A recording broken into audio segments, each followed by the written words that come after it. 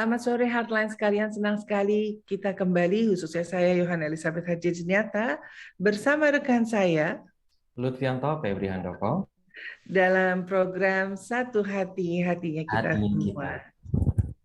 Iya, ini seperti biasa nih di penghujung weekend, kalau udah deket-deket bawaannya pasti pengennya pulang, yang kerja cepet-cepet ya, Bener terus banget Kak. Iya, udah pengen kepikiran cepet. rumah gitu ya. Iya ya, Kepikiran udah weekend. kayaknya tempat tidur manggil-manggil gitu ya Feb ya. Karena dari Senin tuh kan sampai Jumat kita udah capek banget kerja gitu ya. Dan harapannya sore hari ini tentu kita akan ditemani gitu ya dengan suasana yang ceria di Heartline F, tentunya dengan tema jago public speaking, dare to speak, dare to Dare to action. action. Nah, sama-sama kita ini ada satu narasumber dulu nih Kak. Siapakah Wih. beliau? Tarararang. Beliau adalah Kak Ainun Diesta dari perwakilan dari Aku Pintar nih. Halo Kak Oke, Ainun. hai. Halo Kak, Ainun dari daerah mana? dari daerah Malang Kak. Oh, daerah Malang. Lagi hujan nggak nih?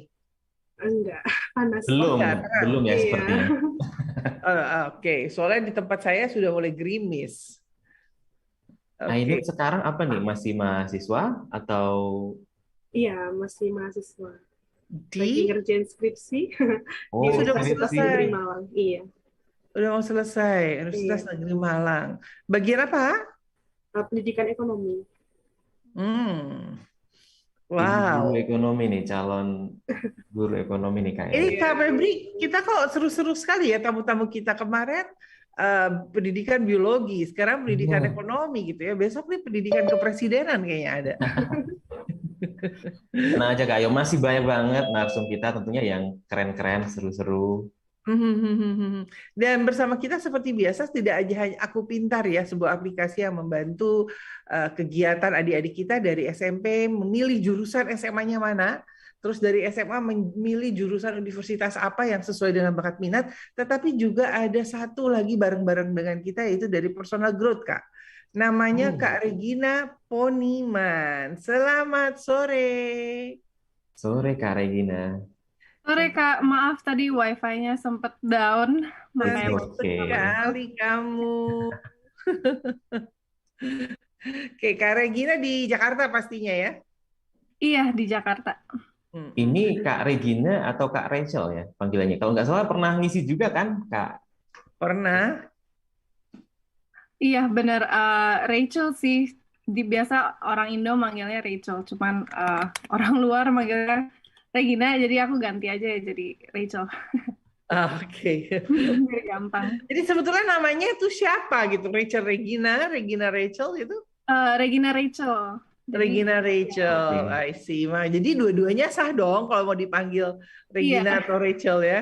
bener Sah-sah sah kok. aja. Cuman iya, biasanya orang Indonesia kan manggilnya nama tengah ya. Ya, Hmm. betul. Seringnya kayak gitu. Oke. Kak Febri, ini Ya Kak Kak Febri Ino. ini jago ngobrol nih, Aduh, jago aduh. ngomong ya, jago public speakingnya hebat deh karena selalu berhadapan dengan banyak orang. Tetapi pernah dengar nggak kalimat yang katanya Omdo? Omong doang. Sering banget tuh Kak Ayo. Ketika orang ya di depan umum dia ngomongnya pinter banget, tapi di belakangnya kayak dia doing nothing kayak gitu. Nah, Wah. apakah sebenarnya public speaking itu fungsinya seperti itu Kak Ayo? Atau sebenarnya public speaking juga harus nggak pinter, nggak harus jago ngomong aja gitu, tapi juga punya apa namanya ya, bisa melakukan hal-hal di belakangnya ya gitu. Saya bisa Mm-mm. seperti ini, seperti ini, seperti ini gitu. Bisa Soalnya memotivasi. kadang-kadang memang sih, kadang-kadang kalau kita berbicara lebih gampang ngomongnya, ngucapinnya daripada ngelakuinnya, katanya gitu ya. Nah, tapi kalau kaitannya dengan public speaking, sebetulnya kan tata bahasa yang diatur gitu ya, supaya mempersuasif orang. Bagaimana mereka bisa apa ya terkesima, mengikuti, jadi motivasi dan segala macam. Nah, berbicara seperti ini nih, Ainun, punya nggak sih ke apa ya satu kejadian dari Ainun sendiri yang mungkin diledekin Omdo nih anaknya pinter ngomong di depan gitu tapi kenyataannya gitu loh pernah nggak sih ngalamin baik di Ainun atau mungkin temennya gitu ya di dalam ini kan kalau udah kuliah nih banyak banget nih eh, tampil di depan gitu ya Iya. seakan-akan kerja kelompok pinter gitu presentasi. Begitu ulangan kok kayaknya nilainya do re mi fa sol katanya gitu. Nah, gimana ini Sering, cerita dong. lumayan sering sih, cukup sering karena kadang kalau misalkan kita sudah di atas panggung mungkin menghadapi banyak audiens itu kan apa yang kita pikirkan kita utarakan gitu. Nah, kadang audiens itu menganggap apa sih gitu, lebih ke garing atau mungkin enak banget ya ngomongnya, prakteknya gimana kayak gitu. Itu sering banget sih terjadi. Nah, itu terjadi sama Ainun atau di teman-teman di sekitar juga? Pernah terjadi sama saya, cuman kalau untuk teman-teman sekitar, saya sebagai audiens juga sering menghadapi situasi yang sedemikian. Boleh share nggak waktu kejadiannya sama Ainun itu seperti apa? Kalau di saya, karena saya ini kan ikut sebuah lingkup di kepenyiaran dan MC di tempat organisasi saya. Nah, kebetulan organisasi saya nih Kak, itu ceritanya. Di organisasi saya itu karena lingkupnya pramuka, jadi kan biasanya happy-happy, senang-senang. Nah, kadang kalau kita terlanjur ke anak-anak yang usianya masih belasan atau SMP, SD, itu kan lebih ceria, mereka lebih mau menerima. Tapi kalau misalkan kita mengisi di dalam sebuah acara yang audiensnya itu banyak-banyak dari siswa SMA, SMK, dan ya usianya udah agak dewasa, itu tanggapannya kadang dianggap garing gitu. Seperti ini kok lama sekali intronya, ngomongnya, dan lain sebagainya. Itu sih waktu ada kegiatan perlombaan di SMA. Menarik. Kalau berbicara public speaking dari sisi psikologi ya, kayak kadang kita sudah menyiapkan teks kita atau kita mau ngomong sedetail mungkin ya, atau deck kita ya, pitch deck kita sudah seruntut mungkin. Tapi kadang kalau di depan panggung tadi ya, kalau disebut sama Ainun, itu kadang suka ngeblank gitu ya, suka kadang nggak jelas gitu ngomongnya seperti apa.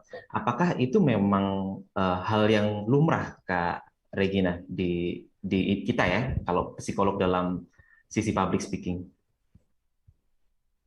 Kalau misalnya udah ke depan panggung gitu kan pasti ada rasa cemas dan takutnya ya. Nah, biasanya sih berasalnya dari rasa cemas dan takut, misalnya kayak takut nanti salah ngomong, atau cemas kayak akan ngomongnya beneran nggak yang mau di topik-topik yang tadi udah disiapin gitu. Nah, itu biasanya berawal dari rasa cemas sih. Rasa takut kan juga berasalnya dari cemas ya. Pasti semua orang ada, walaupun misalnya udah sering ngomong di depan panggung misalnya tiap hari, tapi kan tetap aja masih ada rasa-rasa yang ganjal gitu ya. Memang normal sih untuk manusia untuk begitu.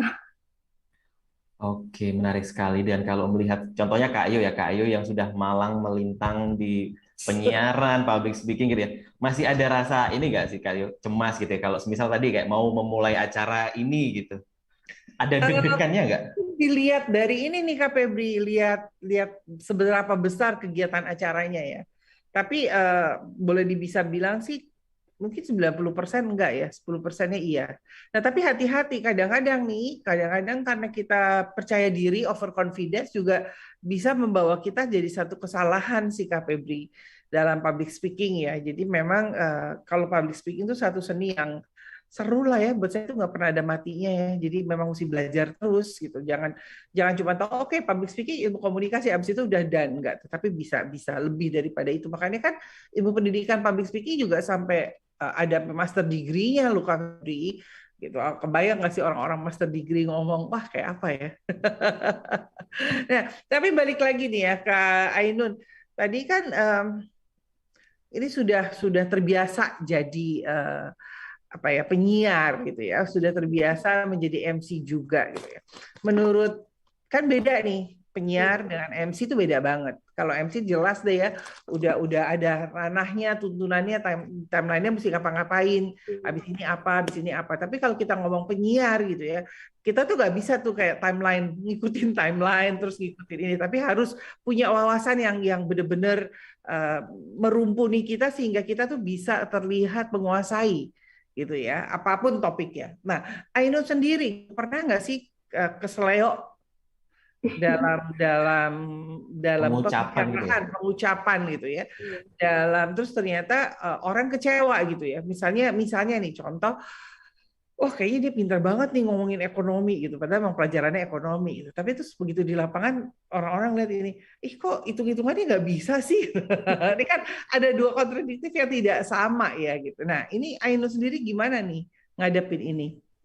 Biasanya sih yang sering apa ya, susah menjawab atau mungkin susah mau mikir apa ya, habis ini ngomong apa ya, habis ini ngomong apa ya, itu biasanya terjadi kalau lagi nge-MC di suatu kegiatan atau mungkin jadi moderator atau mungkin jadi pokoknya kalau misalnya kita apa ya berbicara di depan umum itu kan pasti ada yang kita pikirkan, entah nanti kita mikir audiensnya memikirkan apa atau mungkin sajian kita yang kurang menarik atau gimana itu kan bisa kita lihat dari tatapan mata juga.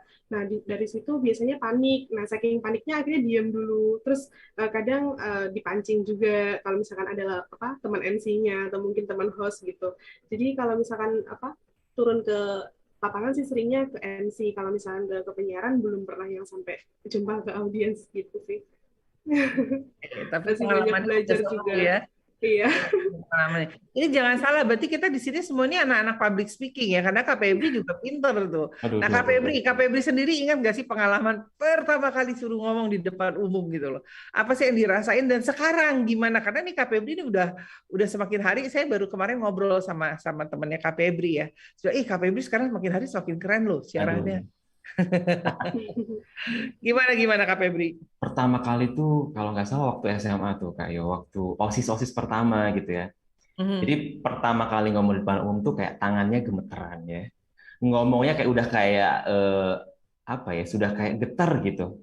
Dan ternyata banyak juga yang ngerasain seperti saya gitu. Ternyata berbicara di depan umum itu nggak semudah kayak kita nonton podcast orang gitu ya. Kita nonton orang yang lagi lakuin ceramah atau diskusi secara massal kayak gitu. Dan di titik ini sepertinya memang karena experience sih kayak karena sering melakukan ya. Jadi jam terbang terus nantinya apa namanya dapat apa namanya evaluasi diperbaiki seperti itu.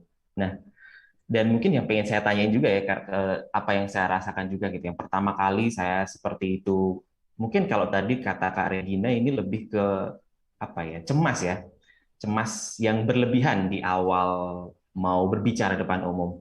Tapi ada nggak sih Kak Regina step-step yang perlu kita siapin nih biar kita lebih prepare gitu ngomong di depan umum walaupun apa namanya kadang di depan umumnya ini sama teman-teman sendiri ya tapi masih aja kayak gitu deg-degan gitu cemas. Lah mungkin lebih ketakutan karena lebih gampang dibully Kak Febri. Nah tuh terus di videoin nanti di share di grup WhatsApp. Silakan Kak Rahel.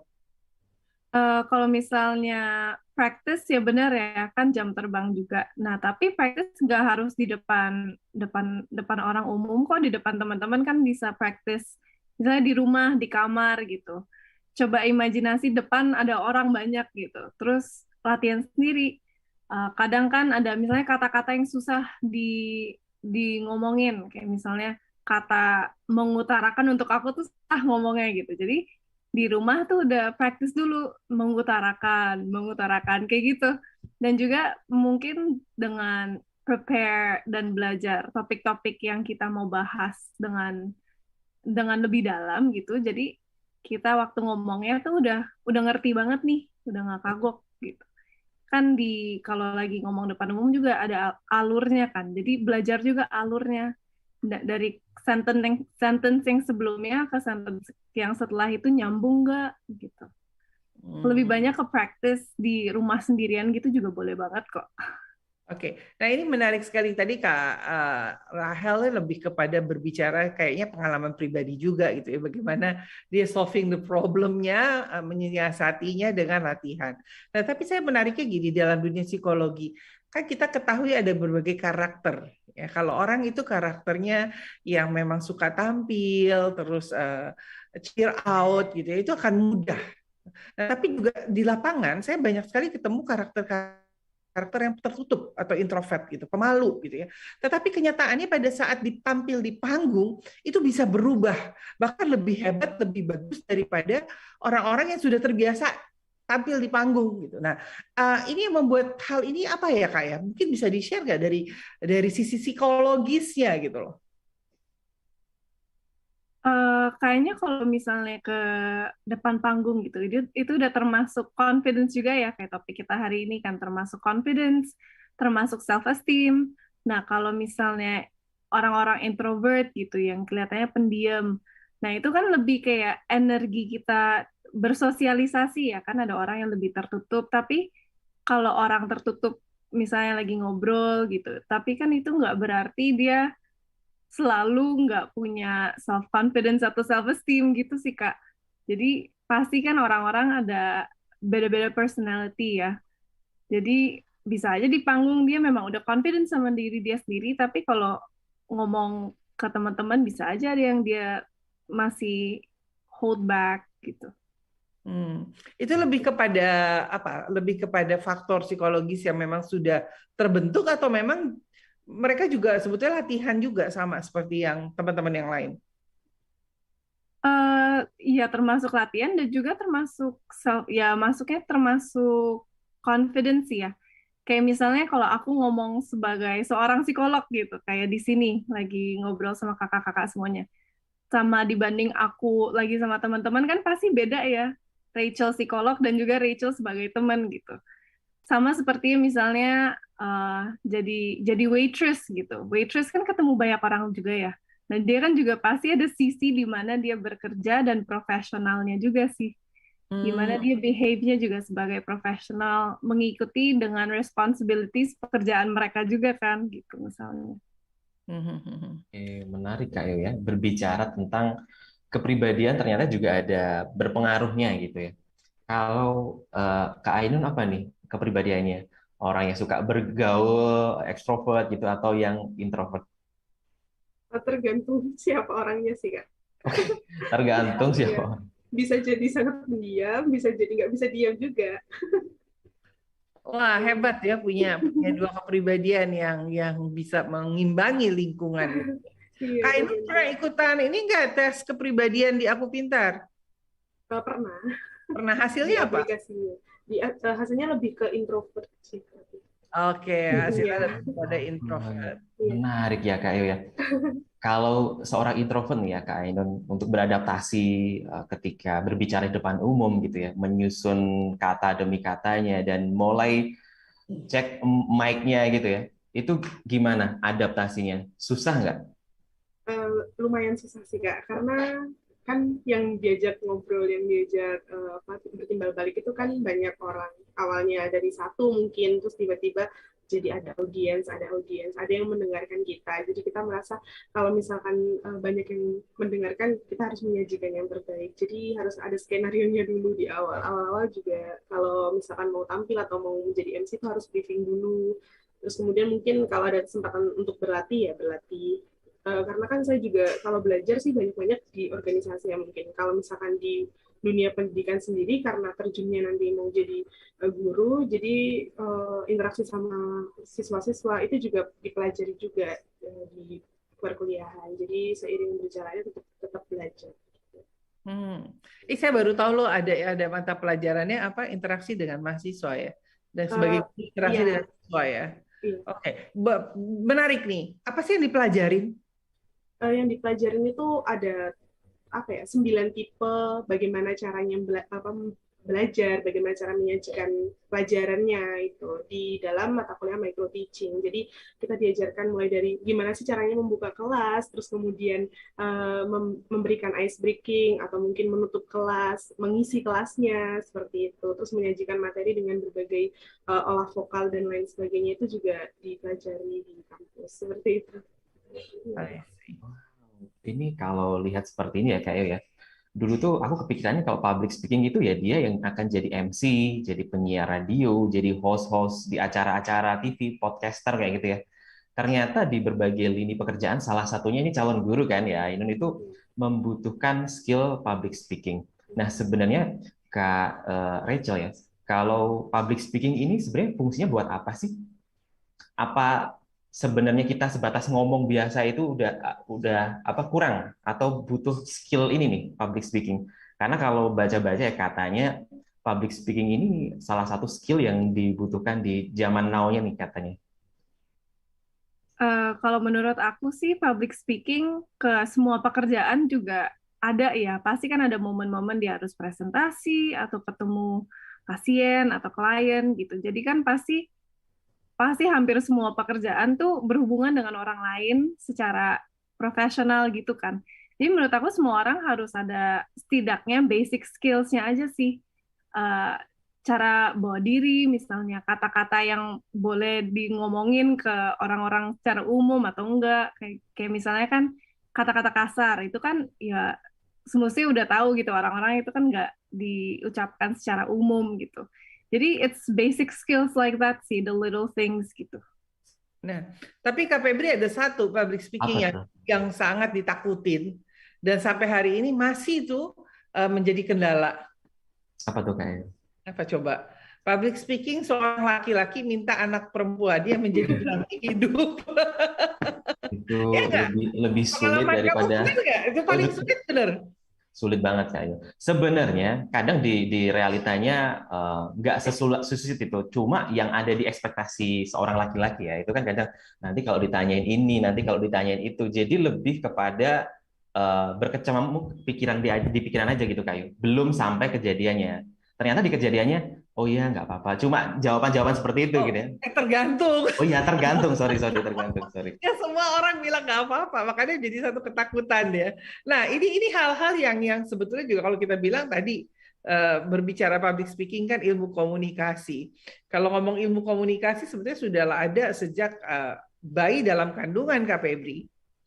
Gitu. Kenapa? Karena pada saat di dalam kandungan seorang ibu juga akan berkomunikasi dengan anaknya, ngajak bicara, ngajak apa gitu. Cuma gaya bahasa komunikasinya yang berbeda. Beda-beda. Setuju sekali. Nah, Kak Rahel, dia senyum-senyum. Kenapa? Ingat itu ya, ada yang minta. Susah. ACC-nya susah nih kayaknya. ACC-nya susah. Ya, Dia senyumnya lebar sekali soalnya. Kak Rahel, berbicara tadi ilmu komunikasi ya, kan ada di mana setiap kategori memiliki caranya. Tadi kalau kita berbicara, oke, kita tidak suka kalau orang mengatakan kalimat-kalimat yang tidak pada tempatnya. Tetapi di dalam dunia pergaulan, kalimat-kalimat itu menjadi biasa saja.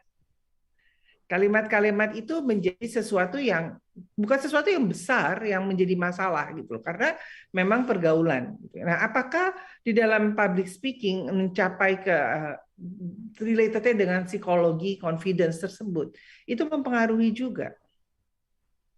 Dengan maksudnya pengetahuan umum untuk berkata kata-kata kasar. Kadang-kadang kan suka ada kata-kata kasar baik binatang, baik yang bukan binatang, tetapi hal yang wajar sering sekali diucapkan oleh orang tersebut karena memang di lingkungannya banyak sekali yang ngomong seperti itu. Nah, apakah itu juga membentuk confidence seseorang sehingga dia merasa kalau saya ngomong begini saya baru confidence nih gitu?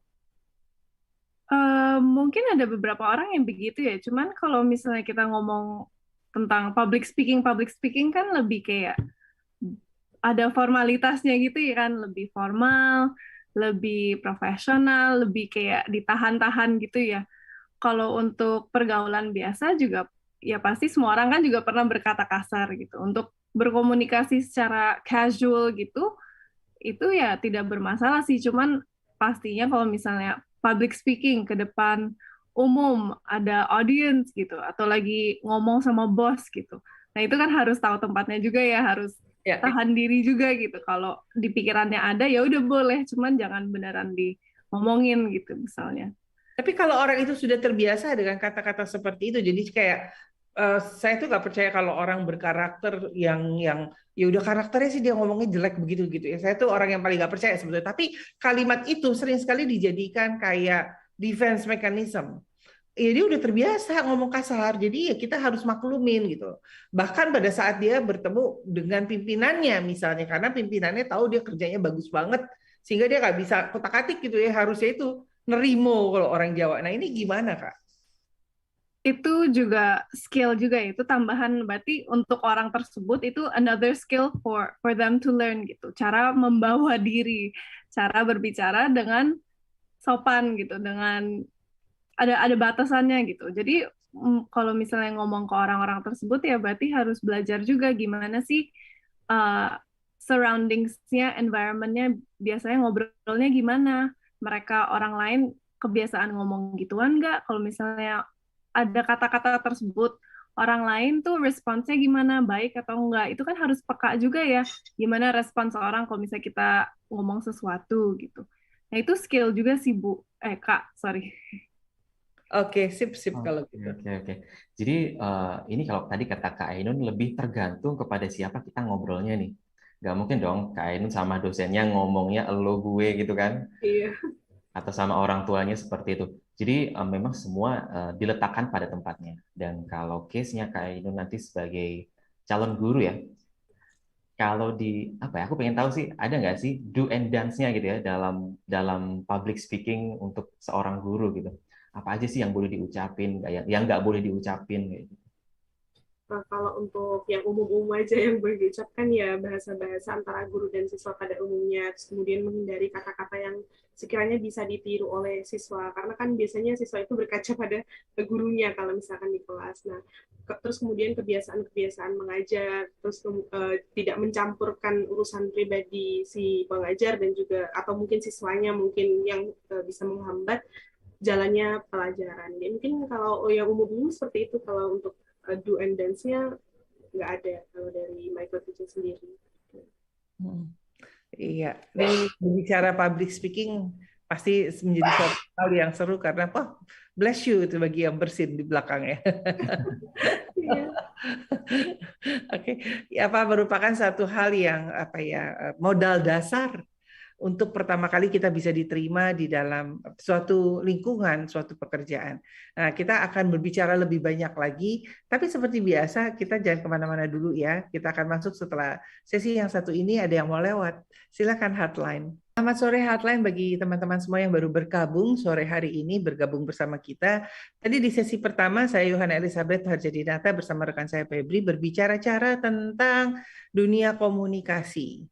Kadang-kadang berani berbicara belum tentu berani melakukan, atau suka kita kenal dengan kalimat omong doang nih, beraninya cuma ngomong, tetapi kenyataannya tidak ada. Bersama kita ada Ainun di daerah Malang, ya, yang sebentar lagi memiliki profesi sebagai guru ekonomi, dan juga ada Kakak Regina Rahel Poniman dari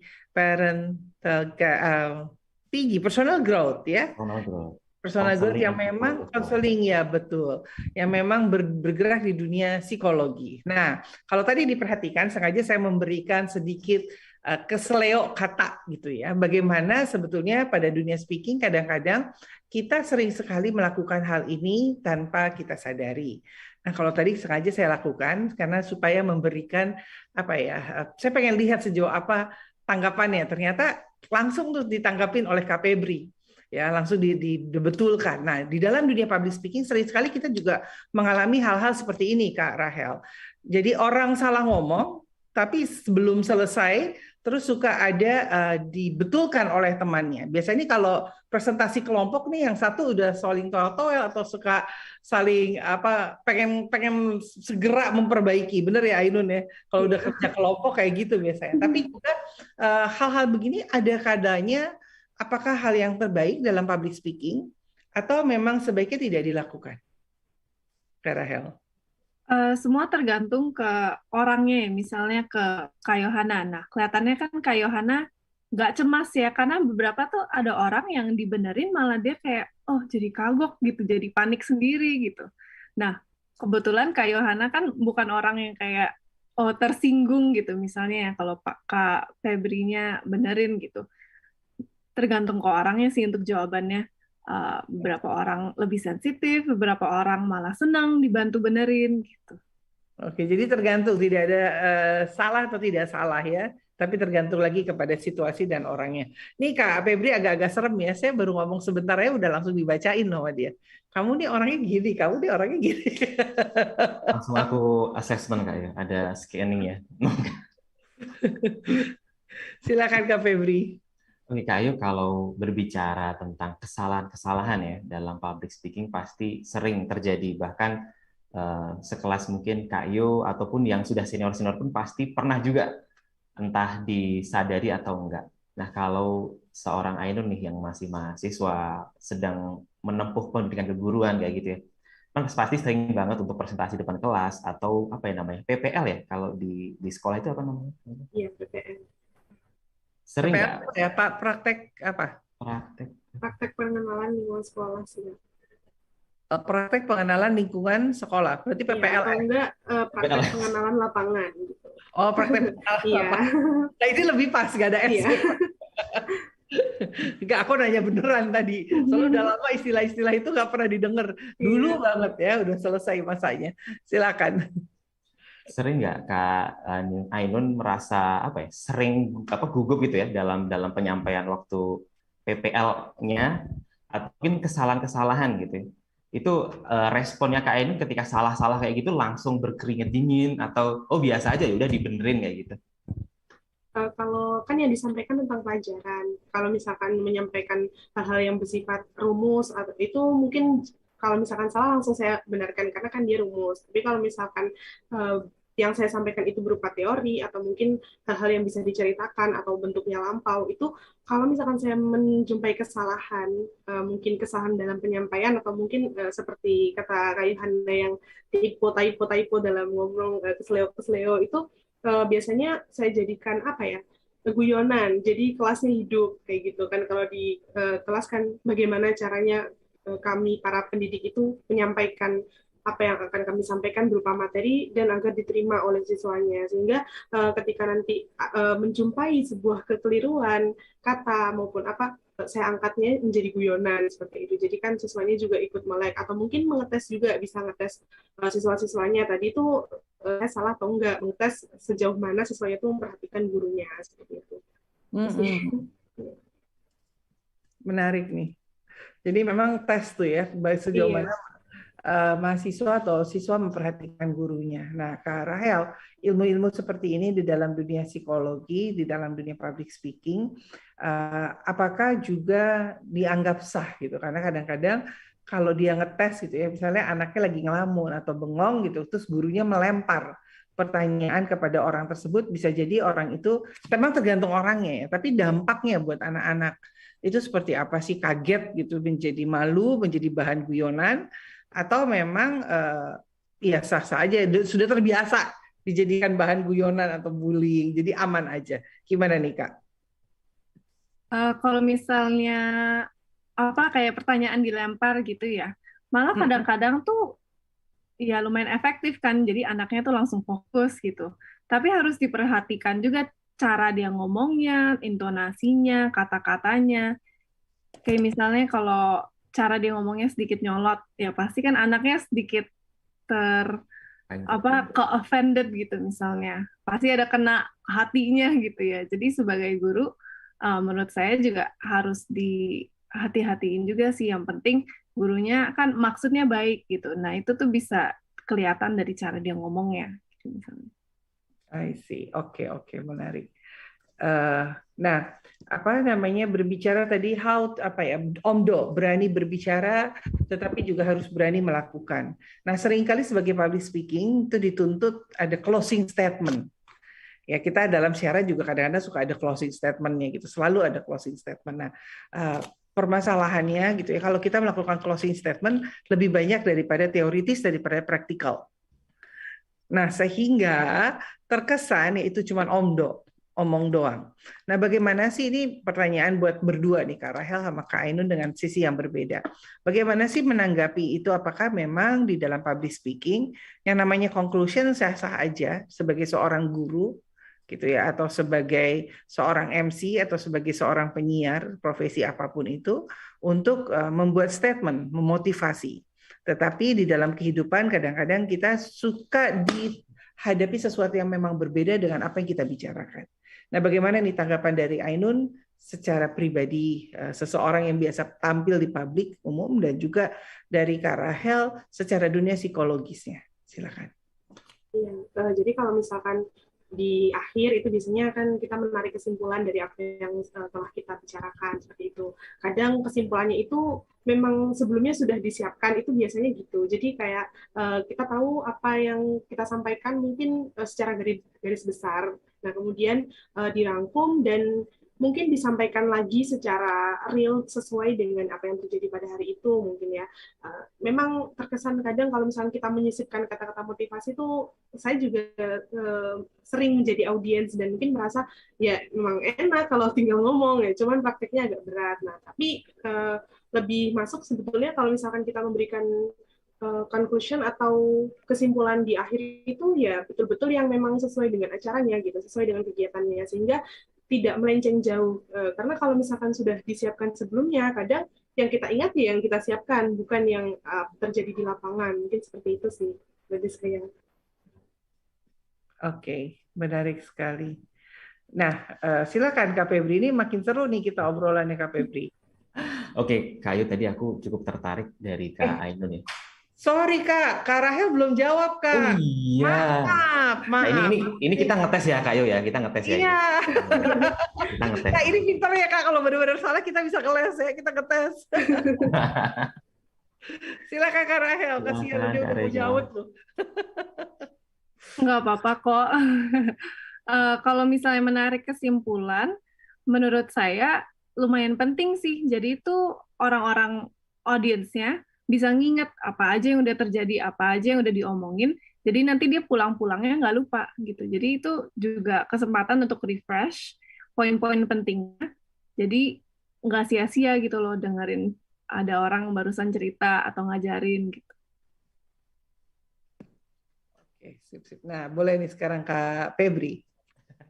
Oke, menarik banget jawaban dari Kak Rachel sama Kak Ainun. Tapi aku tadi sedikit tertarik ya ketika di pembelajaran di kelas. Tadi kalau Kak Yu bilang kalau bagus nggak sih kalau ada tiba-tiba anak kan kayaknya ngelamun langsung ditunjuk kayak gitu ya.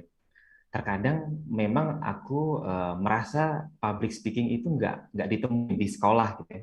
Temunya di organisasi. Kalau tadi Kak Ainun di organisasi penyiaran ya. Nah, kalau di pendidikan sendiri ada nggak sih Kak Ainun menyelipkan nilai-nilai biar anak ini berani berbicara di depan umum kayak gitu?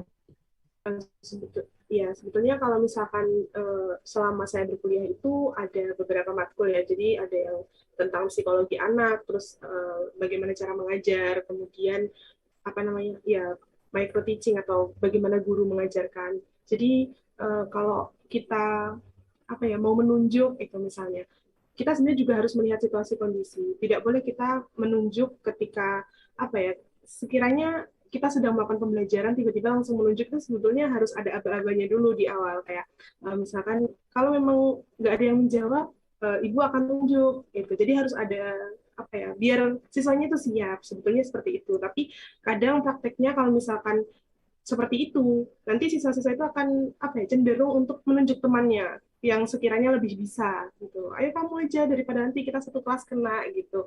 Biasanya di prakteknya seperti itu kalau kita praktekkan. Tapi sebetulnya untuk membuat siswa berbicara itu yang harus gurunya upayakan adalah cara gurunya itu menyampaikan materinya.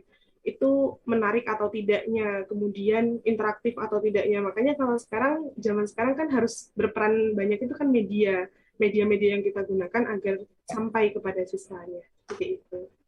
Ya. Oke. Tadi dibilang lebih kepada kayak jadi ini ya, teknik-tekniknya mulai berkembang kali ya, kurang lebih seperti itu ya. Iya.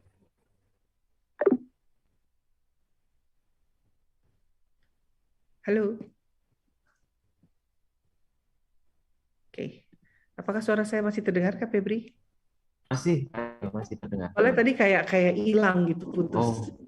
Oke. Nah, jadi lebih kepada seperti itu ya. Banyak teknik-teknik media. Kalau dulu kan kita media masih dibilang tidak pernah dipakai, kali cuma papan tulis. Papan tulis saja medianya. Ya kan dulu media papan tulis kapur doang tuh yang warna hitam, papan tulisnya tuh kapurnya putih gitu. Sekarang udah berkembang, udah nggak ada kali ya itu kapur papan tulis. Masih ada nggak ya di daerah-daerah?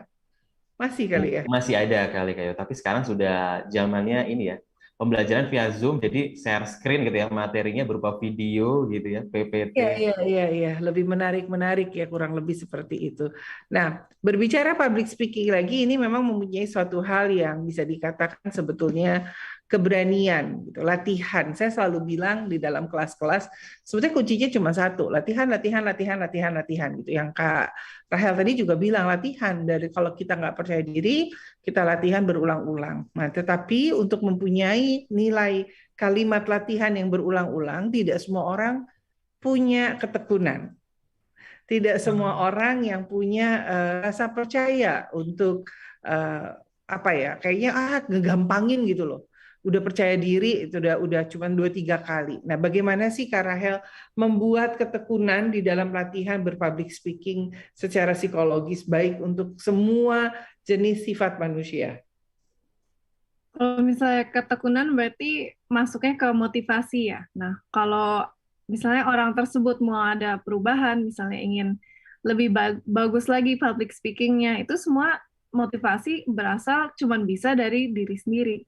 Bisa aja ada orang tua bantu encourage orangnya untuk lebih latihan gitu. Cuman kalau dari dirinya memang nggak mau berubah atau nggak mau menjadi yang lebih baik, juga akan susah. I see. Menarik ya Kak ya.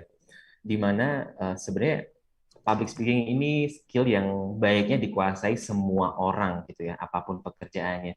Cuma terkadang sudah dicoba dengan berbagai cara, tapi kayak masih malu-malu, masih takut, cemasnya itu cukup tinggi. Apakah di titik tertentu memang perlu datang ke psikolog tuh Kak Rachel untuk nggak tahu ya memperbaiki mungkin motivasinya dulu atau seperti apa? Kalau misalnya ke psikolog berarti itu harus masalahnya benar-benar udah besar ya. Misalnya kecemasannya tuh berlebihan banget, atau misalnya rasa takutnya tuh udah dari hari sebelumnya ketakutan banget gitu, atau paniknya yang luar biasa, itu boleh ke psikolog untuk menerima bantuan intervensi juga ya, untuk grounding, untuk bantu motivasi, untuk build self-esteem-nya. Karena itu semua kan juga berasal dari self-confidence, confidence akan diri dia sendiri, dan berapa banyak sih yang dia believe, yang dia yakin akan diri dia sendirinya. Itu boleh ke psikolog. Cuman kalau misalnya rasa cemasnya masih gak berlebihan, itu ya memang normal ya. Kayak saya sendiri juga, walaupun aku psikolog, cuman aku masuk ke radio ini juga sedikit ada cemasnya gitu. Ada tips and tricksnya lah kalau ada rasa-rasa yang hatinya berdebar-debar gitu. Lebih berdebar mana? Ngobrol di radio atau ketemu pacar? Wah, ngobrol di radio sih, Kak. Oke. Dan nanti kalau dari sisi Ainun ya, walaupun sudah akan menjadi guru ya, kurang 1 semester lagi ya berarti Ainun? Iya, insya Allah semester ini selesai, Kak. Amin. Dan juga semuanya. Dan juga apa tadi ikut ke penyiaran ya, organisasi penyiaran. Tapi tentunya masih sering gugup juga kan kadang-kadang. Iya. Kalau dari Ainun masih belajar lagi nggak? Atau mungkin baca-baca buku tertentu, cara-cara untuk meningkatkan percaya diri kayak gitu?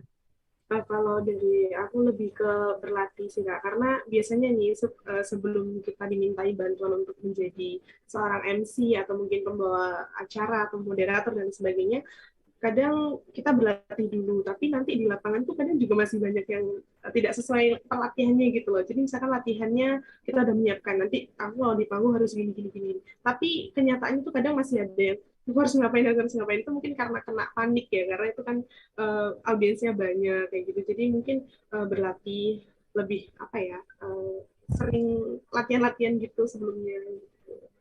Ya kan, benar kan? Emang semuanya kuncinya adalah latihan, Kak. Ya. Mau bagaimanapun sering banyaknya latihan, cuma memang dibutuhkan ketekunan. Jangan terlalu overconfidence sehingga kita kadang-kadang lupa pada saat kita di depan blank gitu ya, sering ngalamin blank gitu ya, yang dibilang tiba-tiba hilang semua yang dipersiapkan. Nah, aku tuh punya cerita satu nih, berbagi di sore hari ini. Saya pernah di tahun lalu di acaranya yang bergerak bersama-sama dengan Heartline juga, kita melakukan namanya Nasionalisme Indonesia Pasti Bisa, di mana saya harus membuka kata sambutan, menyampaikan dengan kata sambutan sebagai pembukaan. Nah, saya terbiasa dengan hal-hal yang tidak saya tulis. Jadi scheme up for my mind gitu ya. Apa yang saya pikirkan saya ucapkan dan semua tertata gitu loh. Saya cuma bawa catatan untuk nama-nama supaya saya tidak salah baca pelafalannya, title-nya. Kadang-kadang nih hal-hal yang suka dianggap remeh tetapi sangat berpengaruh, apalagi di dunianya masih di negara Indonesia. Konon di negara sana, di Saturnus, di Uranus, Pluto itu kayak gitu-gitu nggak penting gitu ya. Tapi di Indonesia tuh tatanannya harus sesuai. Siapa orang pertama mesti disebutin, nggak boleh salah gitu ya. Kalau salah tuh jadi root all the event gitu ya.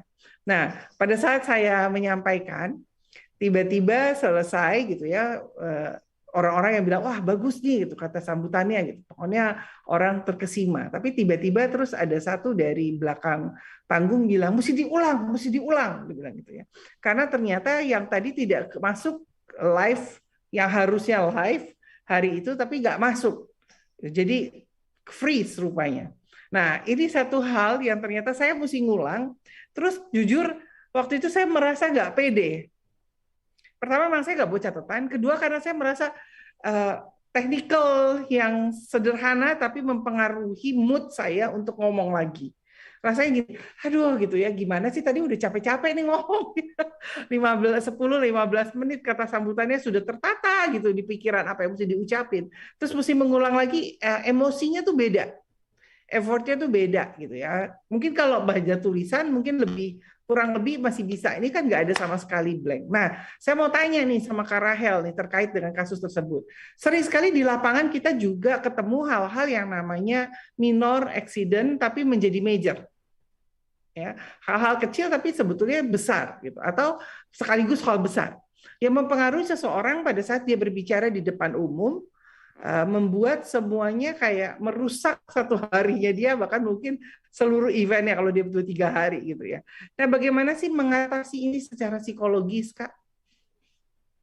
Kalau misalnya ada kesalahan gitu ya, kalau misalnya ada orang kesalahannya bukan dari kita, kesalahannya tuh dari yang lain gitu loh, nyebelin kan?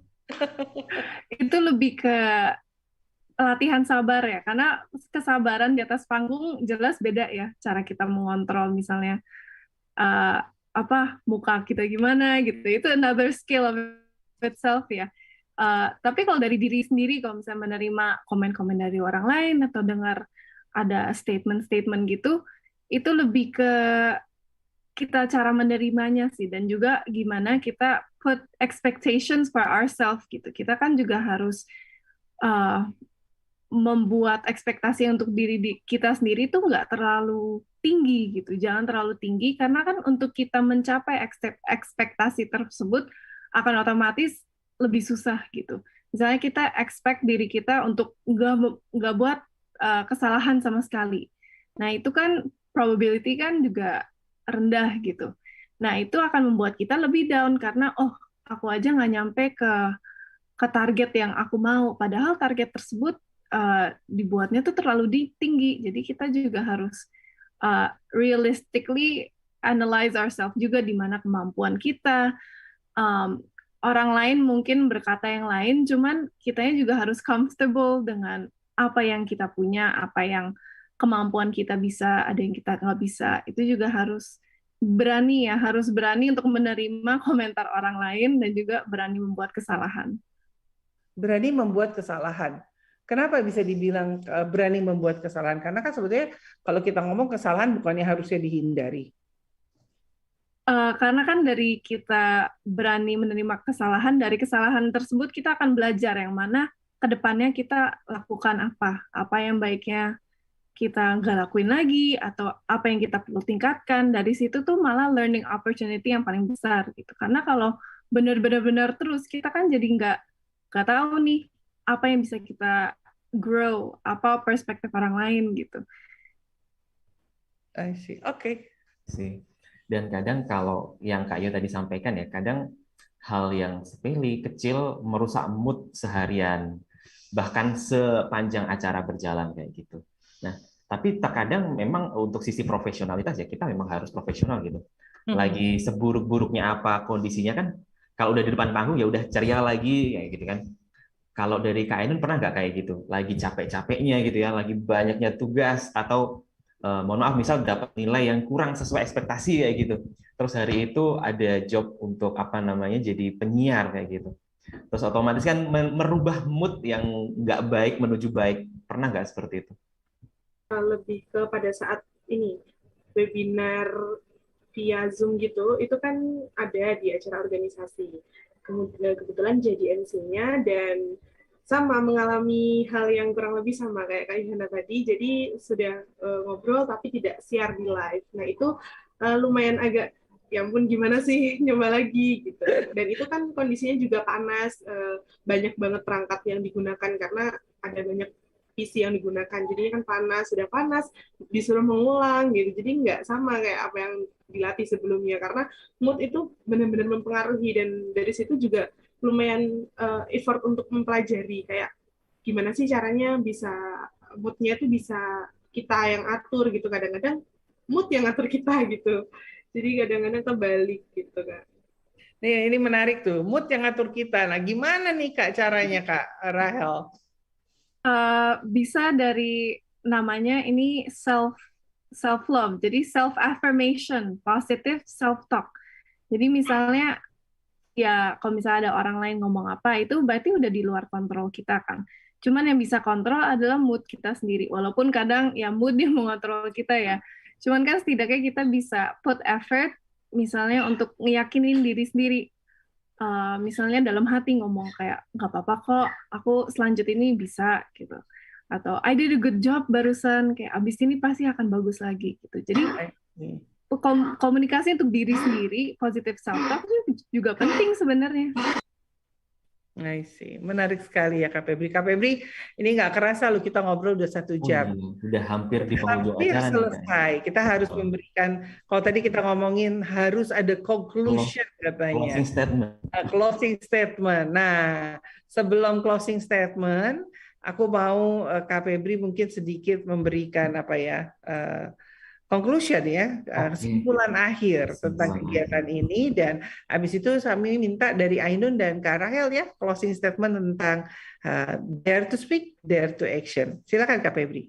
Thank you Kak Ayu. Di mana tema kita pada hari ini adalah jago public speaking, dare to speak, dare to action.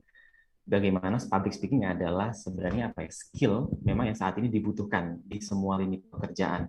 Apakah itu sebagai guru, sebagai lawyer, sebagai wirausaha, ataupun apapun itu. Dan memang untuk jago ya public speaking ini butuh proses yang cukup panjang. Tidak ada rumus cepatnya, tidak ada shortcutnya. Selalu memang yang perlu diandalkan di sini adalah experience-nya diulang lagi seperti itu. Dan bagaimana orang untuk meningkatkan public speaking ini salah satu yang paling ini ya menjadi fondasi adalah kepercayaan diri ya, keberanian seperti itu. Dan itu harus dilatih, sekali lagi dilatih, nggak harus langsung di depan umum, nggak langsung open mic ya kayak stand up comedy gitu ya. Di depan kaca juga boleh, di depan orang tua atau di depan temen bestie kita ya, buat mencoba apakah kata-kata kita sudah tepat, alurnya sudah oke gitu kan, maksud dan tujuannya bisa tersampaikan dengan baik. Jadi untuk tema pada hari ini penting banget buat kita mempelajari public speaking dimanapun berada. Pasti suatu saat walaupun misal apa nih orang teknikal di pabrik gitu ya, walaupun dia teman partnernya adalah mesin gitu ya, dia memperbaiki mesin, tapi suatu saat pasti dia berbicara dengan atasannya gitu ya, menjelaskan bahwa ada masalah lo di sini dan bagaimana cara mengatasinya, dan itu butuh kemampuan yaitu public speaking. Mungkin itu Kak Ayu yang bisa aku highlight dari tema hari ini. Terima kasih Kak Febri dan silakan Kak Ainun untuk closing statement di sore hari ini. Oke, terima kasih Kak Yohana. Jadi yang bisa kita pelajari mungkin sejak awal itu adalah public speaking. Nah, public speaking itu tidak harus langsung dengan banyaknya audiens, mulai dari audiens terkecil atau diri kita sendiri berbicara dengan lini masa terkecil hingga bisa terbang kemana-mana. Jadi kalau menurut saya memang sangat penting, apalagi peran kita di lingkungan sosial itu juga memerlukan public speaking yang baik, penyampaian kita juga harus tertata alurnya seperti apa, mungkin lebih banyak berlatih itu juga menjadi salah satu kunci dalam public speaking. Sehingga mungkin itu saja yang dapat saya sampaikan. Terima kasih Kak. Terima kasih dan silakan dilanjutkan oleh Kak Rahel. Closing statement. Jadi Iya, barusan mic-nya. Harus berani ya untuk membuat kesalahan, walaupun kadang jadi cemas, cuman nggak apa-apa. Karena momen-momen kesalahan tersebut adalah learning opportunity yang paling paling emas ya, paling gold gitu. Kalau cemas nggak apa-apa, harus ingat juga untuk positive self-talk, untuk ngeyakinin diri sendiri, untuk motivasi diri sendiri. Jadi harus ada komunikasinya dan juga tahu di mana limitation kita dan juga strength dan weaknesses-nya kita. Oke, terima kasih. Senang sekali ya sore hari ini kita banyak berbicara dan belajar dari pengalaman-pengalaman kita, baik itu public speaking secara profesional ataupun public speaking kita sebagai individu, sebagai seorang ayah kepada anak, kepada istri, kepada ibu, bahkan kepada lingkungan, dan juga kepada seorang ibu, kepada ayah, kepada suaminya, kepada lingkungan dan anak-anaknya, dan juga anak kepada orang tua dan teman-temannya. Semua punya tekniknya, dan ini semua dipelajari kalau kita bisa bilang dari alam kita sendiri yang mau tidak mau melatih kita untuk berbicara. Pada saat kita dari lahir diharapkan seorang bayi menangis dan terus berkembang sehingga menjadi penyusunan kata-kata menjadi sebuah kalimat dan kalimat menjadi sebuah cerita yang bisa terus dikembangkan hingga menjadi public speaking di muka umum. Dan semoga apa yang kita bagi di sore hari ini bisa menambah hati kita ya dengan pengetahuan dan juga pengalaman-pengalaman yang ada. Akhirnya saya Yohana Elizabeth Harjadinata dan saya Lutfianto Febriandoko mengucapkan salam. Sampai ketemu minggu depan di hari Jumat yang mendatang di jam yang sama, jam 4 hingga pukul 5 sore waktu Indonesia bagian Barat. Salam satu hati, hatinya kita semua. Hatinya kita semua.